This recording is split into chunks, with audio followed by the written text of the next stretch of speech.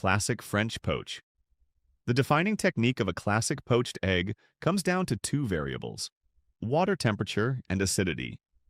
Egg whites are made mostly of a protein called albumin, which begins to coagulate and turn opaque somewhere around 144 to 149 degrees Fahrenheit, well below a rolling boil. This is why traditional French technique calls for water at a bare simmer rather than a boil, since boiling water agitates the egg violently and shreds the delicate white before it has a chance to set around the yolk. Vinegar is added to the water for a specific chemical reason, not tradition for its own sake.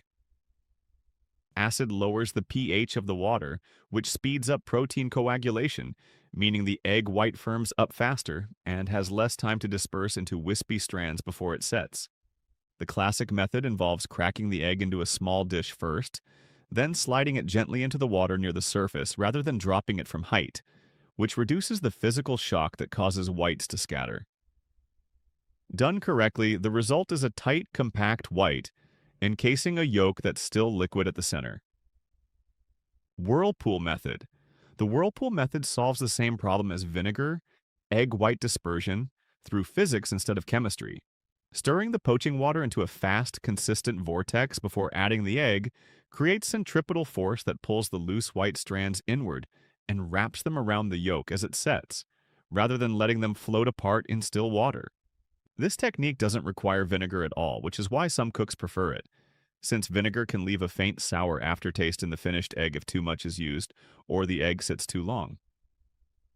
The whirlpool has to be maintained with a fresh, deliberate stir immediately before each egg goes in, since the vortex naturally slows and flattens out within seconds, and timing the egg's entry to the peak of the spin is what determines whether the technique actually works. This method is generally considered more reliable for restaurant kitchens, plating multiple eggs quickly, since it doesn't rely on the egg's freshness the way the classic method does.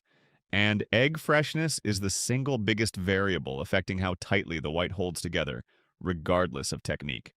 Sous vide poach. Sous vide poaching removes both the physics and the guesswork by controlling temperature with more precision than a stovetop pot ever could.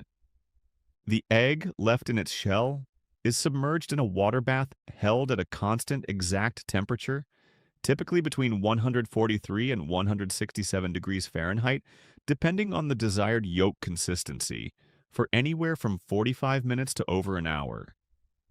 Because the shell stays intact throughout, there's no white dispersion to manage at all. No vinegar, no whirlpool, since the membrane inside the shell contains everything as it slowly sets. The trade-off is texture. A sous vide egg held at a lower, longer temperature produces a white and yolk that are both softly custard-like throughout, a texture distinct from the classic method's contrast between a firm white and a fully liquid yolk. This is why sous vide poached eggs are common in modern fine dining, where a chef wants precise, repeatable texture across dozens of eggs, but less common in a home kitchen making one egg for breakfast, since the equipment and time investment don't scale down well. Cling film poach. The cling film method solves the dispersion problem through simple containment. A sheet of plastic wrap is greased lightly with oil, pressed into a small bowl or cup, and the egg is cracked directly into that pocket before the film is gathered and tied off, creating a sealed pouch that's then lowered into simmering water. Because the egg never actually touches the water, there's no dispersion possible at all.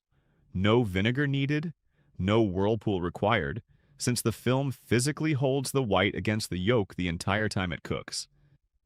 This makes the method popular for beginners and for poaching multiple eggs simultaneously without them colliding or tangling in the pot, since each egg is fully isolated in its own sealed environment.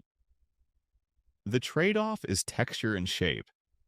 Cling film eggs tend to come out slightly more oval or pouch-shaped rather than the tight, rounded form associated with a classic poach, and some cooks find the texture very slightly different due to the egg cooking in trapped steam and its own moisture rather than direct contact with the water. Onsen tamago. Onsen tamago, meaning hot spring egg, originated from the practice of cooking eggs directly in the naturally hot mineral springs found across Japan, submerging whole eggs in their shells in water that sits at a lower, steadier temperature than a kitchen stovetop typically produces. The technique exploits a specific fact about egg proteins. Yolk and white don't coagulate at the same temperature. Yolk begins to thicken around 144 degrees Fahrenheit, while white needs slightly more heat and more time to fully set.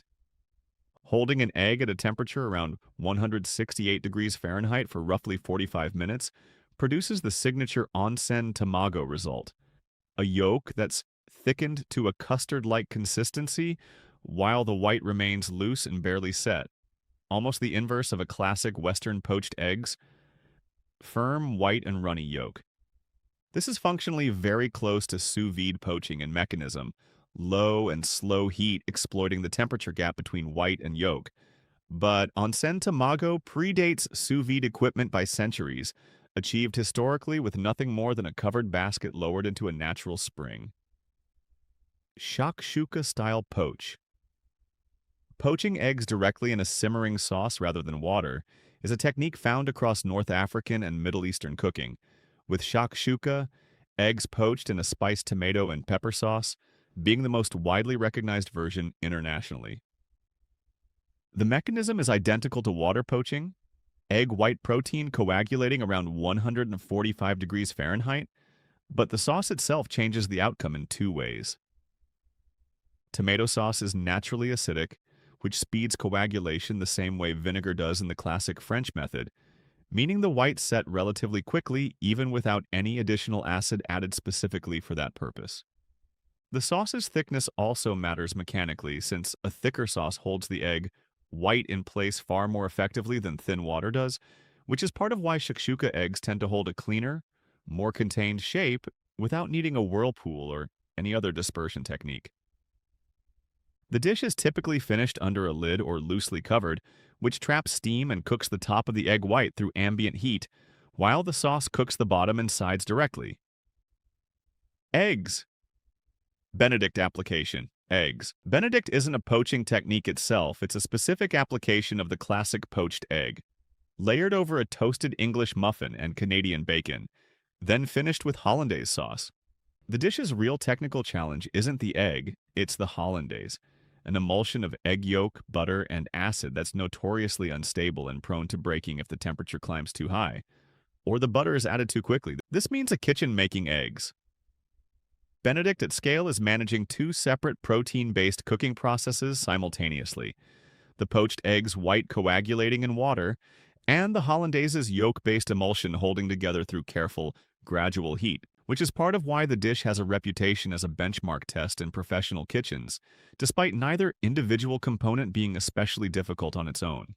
The dish's origin is genuinely disputed, credited variously to Delmonico's restaurant and to a Wall Street broker named Lemuel Benedict, who, according to the most repeated version of the story, ordered the exact combination as a hangover cure at the Waldorf Hotel in the 1890s, a claim food historians treat as plausible but unverified.